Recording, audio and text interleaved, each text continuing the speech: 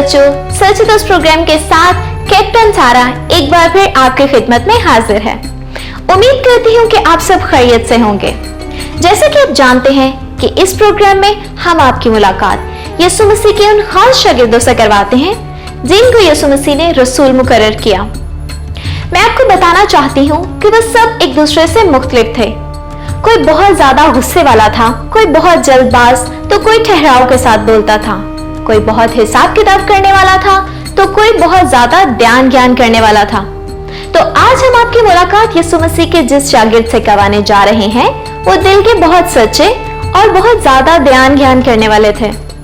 तो आइए मुलाकात करते हैं आज के गेस्ट से जिनका नाम है मुकद्दस बरतलमाई। मुकद्दस बरतलमाई, मैं आपको सच दोस्त प्रोग्राम में वेलकम करती हूँ। आपका शुक्रिया। जनाब, आपका नाम बरतलमाई है या नतनेल? ये दोनों मेरे ही नाम हैं। ओह अच्छा, अब मैं समझी। लेकिन बरतलमाई ये कैसा नाम है? मैं आपको बताता हूँ।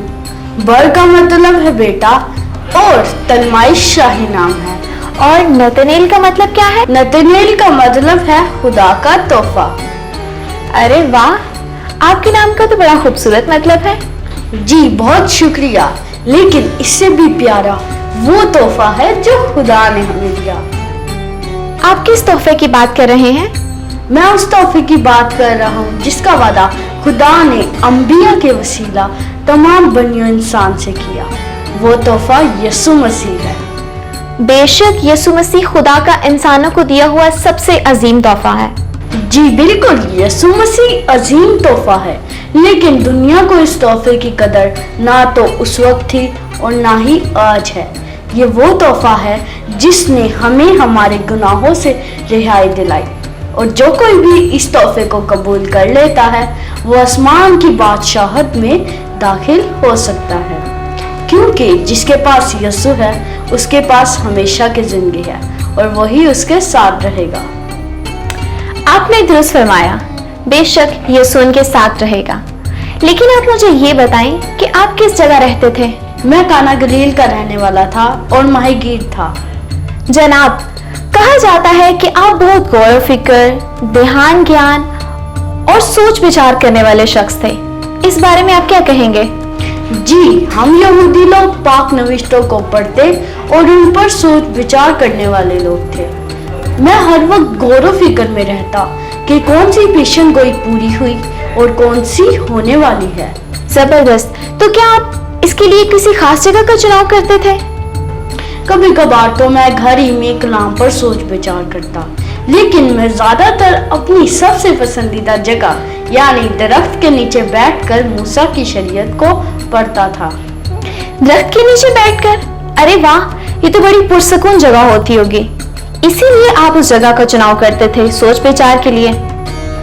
दरअसल हम यहूदियों के घर एक कमरे पर मुश्तमिल होते थे, क्योंकि ये काम खामोशी में होता। कहा जाता है कि यीशु मसीह को अंजील का फल बहुत पसंद था। क्या ये बात दुरुस्त है? जी हाँ, बिल्कुल सच है। यीशु को अंजीर का फल बहुत पसंद था। आप दरख्त के नीचे ही बैठकर क्यों ध्यान ज्ञान किया करते थे? मोहतरमा, आप तो जानती हैं कि गौर फिक्र करने के लिए पुरसकून माहौल की जरूरत होती है। इसीलिए मैं अक्सर अंजीर के दरख्त के नीचे बैठकर कलाम पर सोच विचार करता। और मैं आपको बताता चलूं कि मेरी मुलाकात यीशु से अंजीर के दरख्त के पास हुई। ओह, अब मैं समझी कि जब यीशु मसीह आपको मिले तो आप उस दरख्त के नीचे क्यों बैठे हुए थे। तो मुझे ये वाकया बताएं कि कैसे यीशु से आपकी मुलाकात हुई। जी, मैं कलाम पर ज्ञान ध्यान कर रहा था तो मेरा दोस्त फिलिपस मेरे पास आया। वो काफी पुरजोश और खुश था। उसने आते ही मुझसे कहा कि जिस मसीह की पेशगोइयां नबियों ने की है वो मिल गया और वो नासरत का यीशु है। जब आप यीशु से मिलने गए तो फिर आपने क्या किया? मैं बहुत हैरान हुआ जब मेरे दोस्त फिलिपस ने मुझे आकर यीशु के मुतालिक बताया, क्योंकि मैं यीशु से मिलना चाहता था। अच्छा, तो जब आप यीशु से मिलने गए तो फिर क्या हुआ? फिर वो हुआ जिसका मैंने कभी सोचा भी नहीं था। दूसरे दिन यीशु ने गलील में जाना चाहा और फिलिप्पुस से मिलकर कहा, मेरे पीछे हो ले। फिलिप्पुस इंद्रियास और पतरस के शहर बैतसैदा का बाशिंदा था। फिलिप्पुस ने नतनएल से मिलकर उससे कहा कि जिसका जिक्र मूसा ने तौरात में और नबियों ने किया है वो हमको मिल गया। वो यूसुफ का बेटा यीशु नासरी है। नतनएल ने उससे कहा, क्या नासरत से कोई अच्छी चीज निकल सकती है? फिलिप्पुस ने कहा, चल कर देख ले। यीशु ने नतनएल को अपनी तरफ आते देखकर उसके हक में कहा, देखो ये फिल हकीकत इस्राएली है, इसमें मगर नहीं। नतनएल ने उससे कहा, तू मुझे कहां से जानता है? यीशु ने उसके जवाब में कहा, इससे पहले कि फिलिप्पुस ने तुझे बुलाया, जब तू अंजीर के दरख्त के नीचे था, मैंने तुझे देखा। नतनएल ने उसको जवाब दिया, ए रबी, तू खुदा का बेटा है, तू इस्राएल का बादशाह है। यीशु ने जवाब में उससे कहा, मैंने जो तुझसे कहा कि तुझको अंजीर के दरख्त के नीचे देखा, क्या तू इसीलिए ईमान लाया है? तू इनसे भी बड़े बड़े माजरे देखेगा। फिर उससे कहा, मैं तुमसे सच कहता हूं कि तुम आसमान को खुला और खुदा के फरिश्तों को ऊपर जाते और इब्ने आदम पे उतरते देखोगे। हालेलुया। इसका मतलब आपका चुनाव मौजज़ाना तरीके से हुआ। जी बिल्कुल, क्योंकि यीशु मौजज़ात का खुदा है। मुकद्दस बरतमाई, आपको यीशु मसीह का कौन सा मौजज़ा सबसे ज्यादा पसंद है? वैसे तो मुझे यीशु का हर मौजज़ा ही बहुत ज्यादा पसंद है, लेकिन मैं आपको बताना चाहता हूँ कि जब यीशु ने एक अंधे को शिफा दी, तब मेरा ईमान यीशु पर और भी मजबूत हो गया। यीशु मसीह ने उस अंधे को कैसे शिफा दी? मैं और बाकी शागिर्द खुदावन के साथ यरीहो जा रहे थे। जब वो चलते चलते यरीहो के नजदीक पहुंचा तो ऐसा हुआ कि एक अंधा राह के किनारे बैठा हुआ भीख मांग रहा था। वो भीड़ के जाने की आवाज सुनकर पूछने लगा कि ये क्या हो रहा है। उन्होंने उसे खबर दी कि यीशु नासरी जा रहा है। उसने चिल्लाकर कहा, ऐ यीशु इब्ने दाऊद, मुझ पर रहम कर। जो आगे जाते थे वो उसको डांटने लगे कि चुप रहे, मगर वो और भी चिल्लाया कि ऐ इब्ने दाऊद, मुझ पर रहम कर। यीशु ने खड़े होकर हुक्म दिया कि उसको मेरे पास लाओ। जब वो नजदीक आया तो उसने उससे ये पूछा, तू क्या चाहता है कि मैं तेरे लिए करूं? उसने कहा, ऐ खुदावन, ये कि मैं बीना हो जाऊं। यीशु ने उससे कहा, बीना हो जा, तेरे ईमान ने तुझे अच्छा किया।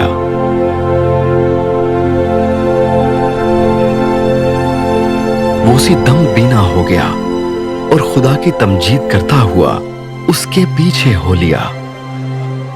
और सब लोगों ने देखकर खुदा की हम्द की। हालेलुया। यीशु के जलाल ने उस अंधे की आंखों को खोल दिया। बेशक यीशु जलाल का बादशाह है और उसने हर जगह अपना जलाल जाहिर किया और आज भी करता है। कितनी खूबसूरत बात आपने शेयर की। तो कोई इस तरह की और खास बात जो आज आप हमारे साथ शेयर करना चाहें? जी, जब मैं यीशु पर ईमान लाया तो मैंने उससे कहा, ऐ रब्बी, तू खुदा का बेटा है, तू इस्राएल का बादशाह है। बेशक। फिर यीशु ने ये सुनकर क्या कहा? यीशु मसीह ने मुझसे कहा कि तू मेरा जलाल यानी बड़े बड़े कामों और मौजज़ातों को देखेगा। और एक खास बात भी कही। कौन सी खास बात कही? यीशु मसीह ने मुझसे कहा कि तू आसमान को खुला और खुदावन के फरिश्तों को ऊपर जाते और इब्ने आदम पर उतरते देखोगे। हालेलुया। मुकद्दस बरतमाई, आपने यीशु मसीह के साथ रहकर बहुत कुछ सीखा होगा, तो मैं चाहूंगी कि आप कोई आयत आज हमारे बच्चों के साथ शेयर करें। क्यों नहीं, मैं जरूर सिखाऊंगा, क्योंकि जब हम छोटे होते थे तब हमें भी कलाम हिफ्ज करवाया जाता था। मैं बाइबल में से यूहन्ना की अंजील उसका 8 बाब उसकी 32 आयत बच्चों को सिखाऊंगा और सच्चाई से वाकिफ होगे और सच्चाई तुमको आजाद करेगी। आमीन। आपने बहुत खूबसूरत आयत शेयर की। मैं चाहूंगी कि आप हमारे देखने वाले नाज़रीन को कोई पैगाम दें। मेरी और मेरे तमाम साथियों की यही कोशिश थी कि सब लोग यीशु से वाकिफ हो जाएं, ताकि वो उनको आज़ाद करे। इसीलिए मैं तमाम लोगों को यही कहना चाहूँगा कि यीशु पर ईमान लाएं ताकि वो उनको उनके गुनाहों से रिहाई दिलाए।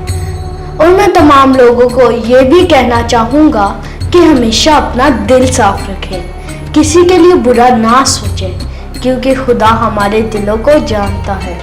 मुकद्दस बरतमाई, आपका बहुत शुक्रिया कि आज आपने हमें वक्त दिया और इतनी खूबसूरत बातें हमारे साथ शेयर की। शुक्रिया की कोई बात नहीं, मुझे खुद भी यहाँ आकर बहुत अच्छा लगा।